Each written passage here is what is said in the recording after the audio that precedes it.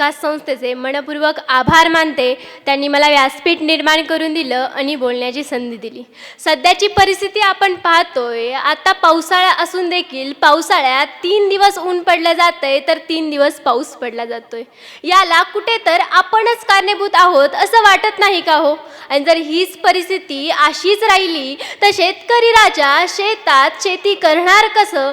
आणि जर शेतकरीच जगला नाही तर आपण जगणार कसं? असे अनेक प्रश्न मनामध्ये घेऊन आज आपल्यासमोर विषय मांडते, पर्यावरण आणि मानव. नदी कोरडी तळे कोरडे, धरा फाटली भेगांनी, दुष्काळाशी नाळ जोडली तळहाताच्या रेगांनी. बदलत गेले सर्व ऋतू अन गुदमरलेला श्वास येते, डोळ्यामध्ये पाणी आणि ढगाविना आभाळ रिते, ढगाविना आभाळ रिते.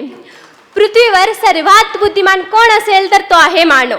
मानवाने आपल्या बुद्धिमत्तेच्या जोरावर पर्यावरणाकडून हवा तसा पाहिजे तसा आपला विकास साधून घेतला आहे, परंतु याची परतफेड करण्याचा तो साप विसरला आहे. एखाद्या व्यक्तीकडून किंवा समाजाकडून आपण मदत घेतो तेव्हा त्याच्या प्रती आपण नेहमीच कृतज्ञ राहतो, परंतु हा नियम मानवाने कधीच पर्यावरणाविषयी पाळला नाही आणि म्हणूनच आज वृक्ष वाचवा यासारखी वाक्य कानी पडत आहेत.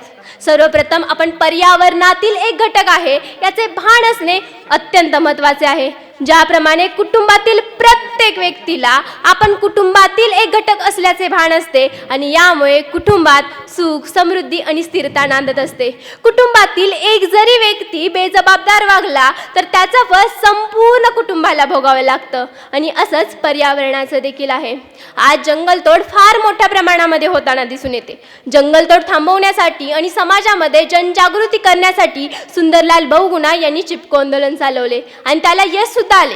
वृक्षांचे महत्त्व हे अपरंपार आहे हे आपले पूर्वज देखील जाणत होते. म्हणूनच संत तुकाराम महाराज म्हणतात, वृक्षवल्ली आम्हा सोयरे वंचरे, पक्षाही सुस्वरे आढळते. खरंच वृक्ष हे आपले मित्र परिवारातीलच नव्हे का? शहरीकरण, औद्योगिकरण आणि विकास या नावाखाली जंगलांची तोड केली जात आहे. जंगले नष्ट होत चालली आहेत. भारतात तर अनेक ठिकाणी उन्हाळ्यात तापमानाचा पारा हा 45 डिग्री सेल्सिअस अंश इतका आहे.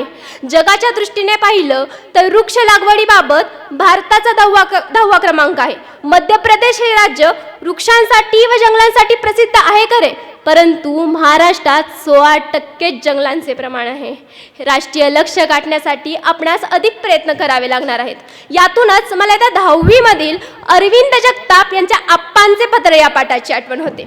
या पाठामध्ये शिपाई मामा म्हणजेच आप्पा यांनी नमूद केलेली काही वाक्य मी आपल्यासमोर मांडते.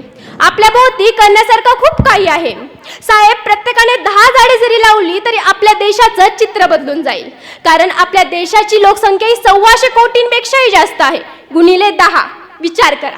पण अडचण अशी आहे, आज आम्हाला कार्टूनची नावं जास्त माहिती असतात, परंतु झाडांची नावं विचारली तर 10 नावं सुद्धा आम्हाला सांगता येत नाहीत.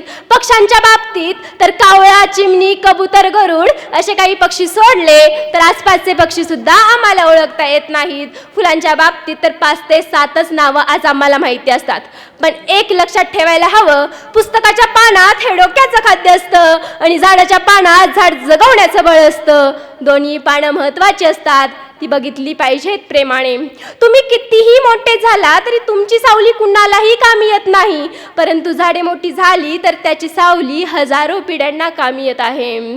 तुमच्या घरापुढे कोणती गाडी आहे यापेक्षा तुमच्या घराभोवती किती झाडे आहे हे महत्त्वाचे आहे. तुम्ही किती श्रीमंत आहात हे दाखवायचं असेल तर गाडी अवश्य आहे, परंतु तुमचा देश किती श्रीमंत आहे हे दाखवायचं असेल तर झाडी अवश्य आहे. या पाठामध्ये वृक्षांसाठी वेडी असणारी लाखो मुलं गरजेची आहेत असं म्हणण्यात आलं. पण आज माझा प्रश्न आहे, कोटींच्या घरामध्ये लोकसंख्या असणाऱ्या आपल्या भारत देशामध्ये पर्यावरणासाठी वेडी असणारी माणसे किती आहेत आणि किती सापडतील हे मी सांगायला नको. यातूनच 5 जानेवारी रोजी सकाळ वृत्तपत्रामध्ये एक आनंद वाटणारी बातमी वाचली. बातमीचे शीर्षक होते, निसर्गासाठी झटणारा पर्यावरण दूत. काही माणसांना शांत बसणे ठाऊक नसते, त्या अनोख्या ध्येयाने अव्या ध्येयाने झपाटलेले असतात. कराड येथीलच कराड येथीलच डॉक्टर सुधीर कुंभार हे अष्टपैलू व्यक्तिमत्व अशाच पैकी एक. निसर्ग, पर्यावरण, समाज यामध्ये झोकून देण्यात ते सतत कार्यमग्न असतात. यांच्या या जगावेगळ्या कामाची नोंद लिम्का बुक ऑफ रेकॉर्डने घेतली आहे. डॉक्टर सुधीर कुंभार हे अफाट ऊर्जेने भरलेले नाव. सदैव कार्यशीलता ही त्यांची व्यक्तिमत्वाची खासियत. निसर्ग आणि पर्यावरण हा त्याच्या आत्मीयतेचा विषय आणि याच्याच प्रबोधनासाठी ते दर आठवड्याला भिंतीचित्रकाची निर्मिती करू लागले. आरंभीला हा एक केवळ उपक्रम होता, परंतु बघता बघता तब्बल 2 तप हा प्रवास यशस्वीपणे सुरूच राहिला आणि याचीच पोचपावती म्हणजे लिम्का बुक ऑफ रेकॉर्डने याची नोंद घेत त्यांचा गौरव केला आहे. कराडच्या या पर्यावरण दूताविषयी आणखीन एक महत्त्वाचा विषय सांगू इच्छिते साहेब, ते म्हणजे आतापर्यंत त्यांनी सामाजिक दृष्टिकोनातून 127 महिलांना जडामुक्त केले आहे. कराडच्या पर्यावरण दूतास माझा मानाचा सलाम. शेवटी जाता जाता एवढंच म्हणते, ओढून तो व्याकुळ पक्षी सांगत सुटतो सर्वांना, एक रोपटे लावा दारी सोडत साऱ्या गर्वांना, एक रोपटे लावा दारी सोडत साऱ्या गर्वांना.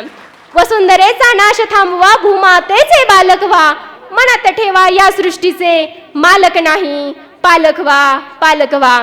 एवढे बोलून हितच थांबते. जय हिंद, जय भारत, जय शिवराय, जय भीम.